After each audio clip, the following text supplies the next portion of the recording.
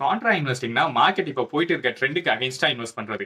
Warren பஃபெட்டே இந்த ஸ்ட்ராட்டஜியை use பண்ணி தான் நிறைய ப்ராஃபிட் பண்ணியிருக்காரு. ஸோ என்டர்டைன்மெண்ட் செக்டார்ல இருக்க இந்த ஷேரை பத்தி தெரிஞ்சுக்கிறோம். ஃபுல் வீடியோ பாருங்க. ஃபர்ஸ்ட் பாயிண்ட் பாத்தீங்கன்னா இந்த ஷேர் வந்து 36% மார்க்கெட் ஷேர் வச்சிருக்காங்க. அது மட்டும் இல்லாம 11 ரீஜனல் லாங்குவேஜஸ்ல சேனல்ஸ் ரன் பண்ணிட்டு இருக்காங்க. இன்னும் எக்ஸ்பேண்ட் பண்றதுக்காக 2000 crore வந்து ஃபாரின் கரன்சி கன்வெர்டபிள் பாண்ட்ஸ் மூலமா ரைஸ் பண்ண போறாங்க.